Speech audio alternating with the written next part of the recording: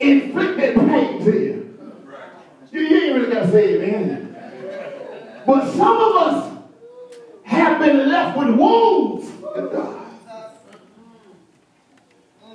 and tried to live with that pain. Lord have mercy. I like God to just heal me before I take an Advil. I'm not saying I won't take one, but most times when I get a headache, I really consider headache small. I pray, but you know, sometimes it does dangle a little while. And I'll pop me one or two. Amen. I got faith, yes. But what I found out about some things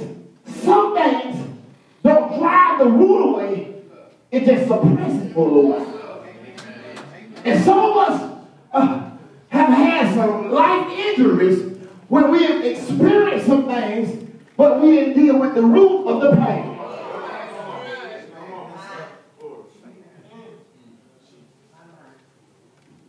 That's why you have grown people, 20, 30, 40, 50, always mad. They mad because they got to find in some pain that was inflicted in them, and anytime with God, somebody touched that area, and we wonder why you get mad about that. It's not that.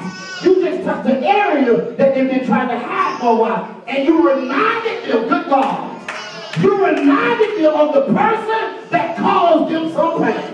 Have anybody ever reminded you of somebody or something that caused you some pain? I really feel some people get tight because they're scared to tell the truth that it may be somebody that's sitting close to you, or maybe somebody in the building, that sometimes we get scared because somebody reminds you of somebody that caused you some pain.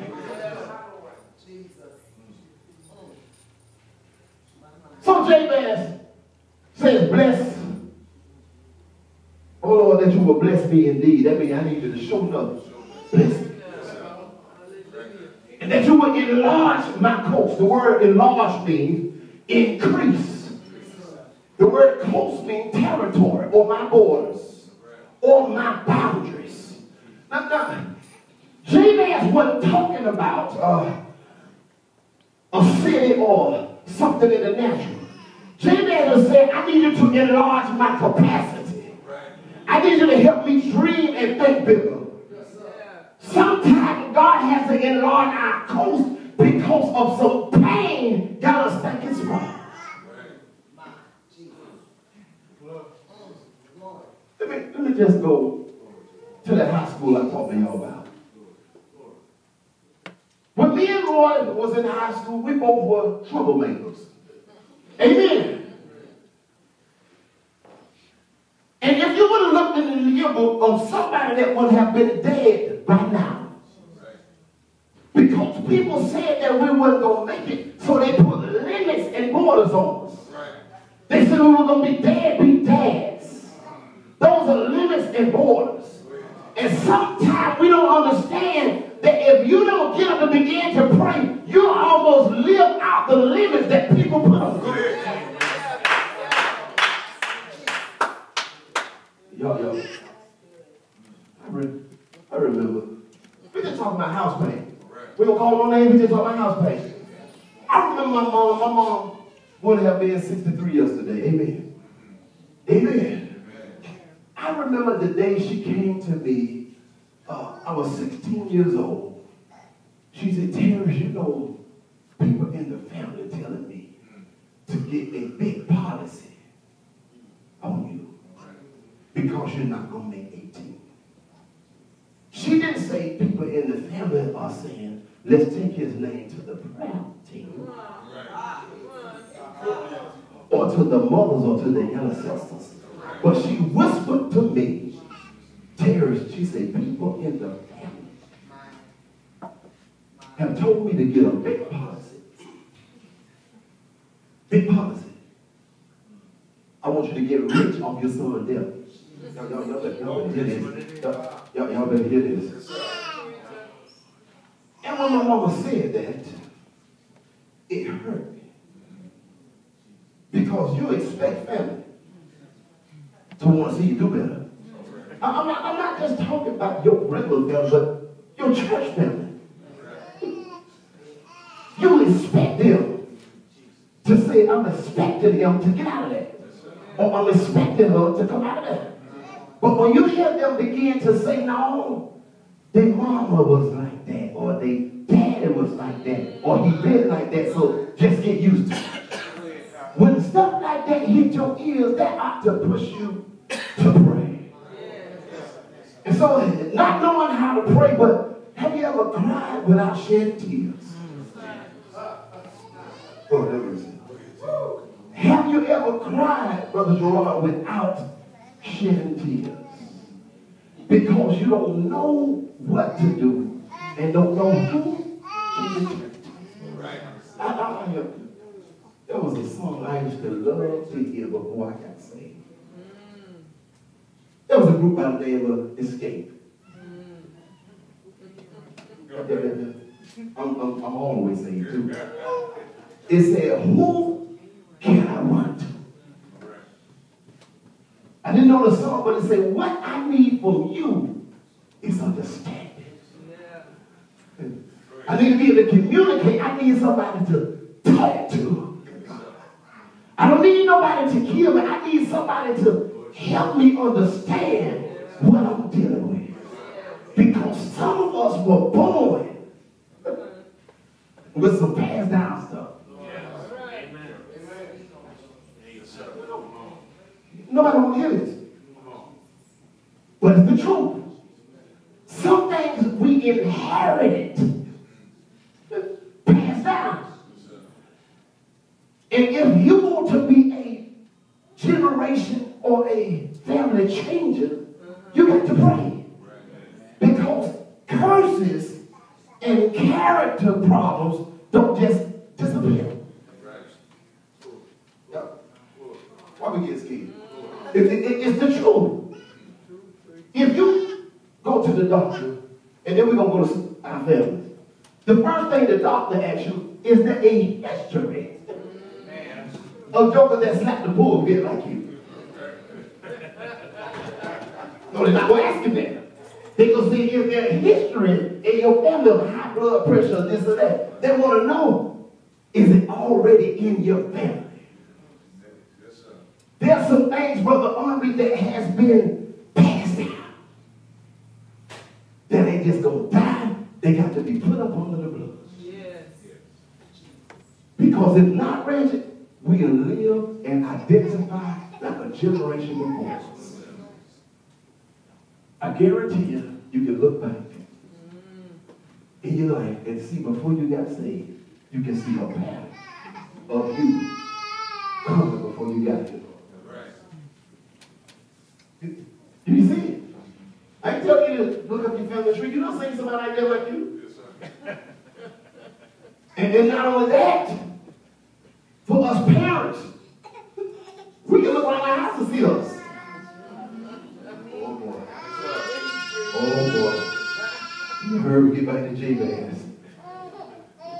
Jabez said, I wish that you would bless me indeed and that you would enlarge my coast.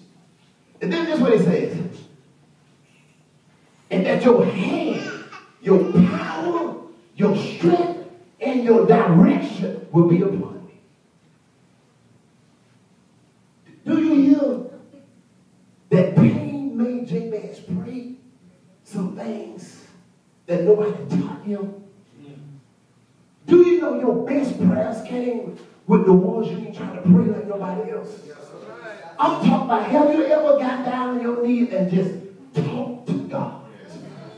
You know, I know the Lord is my shepherd, and I shall not want. I know the cattle upon 1,000 hills belong to the Lord. But sometimes, Lord, I need a miracle right now. Sometimes you don't have time to call him out. You just got to say, Lord, help.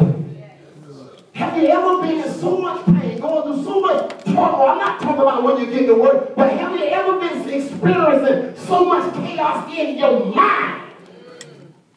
That, Lord, I need you to help me and help me right now. Because this thing is getting painful. It's getting real painful. And because I'm trying to live with it, the pain is getting intense.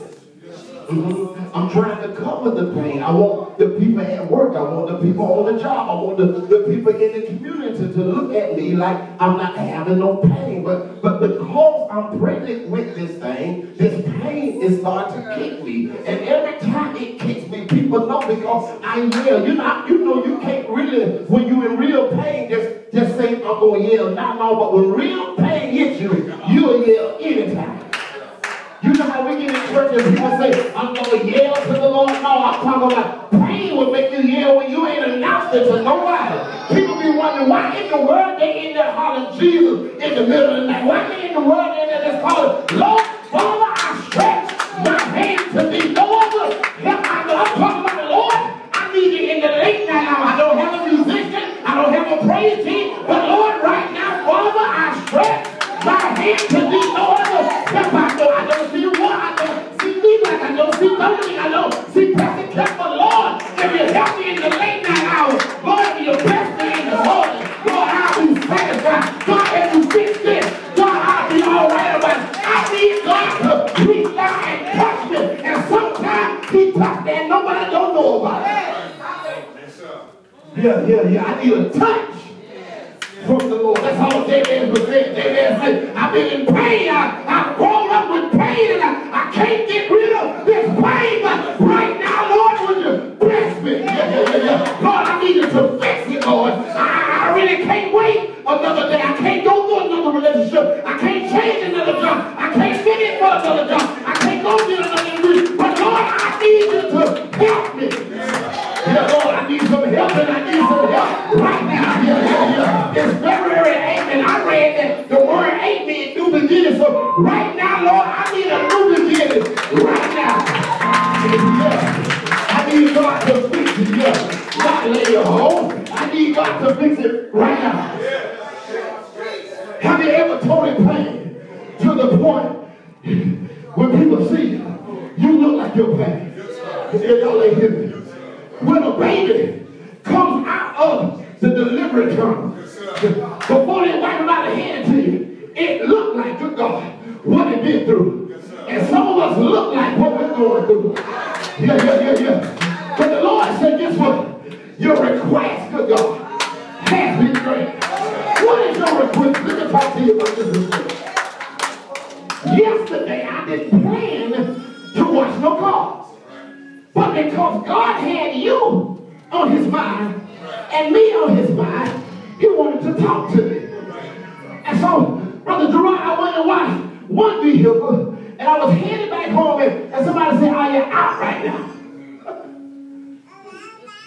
I was closer to God, to my house than their house.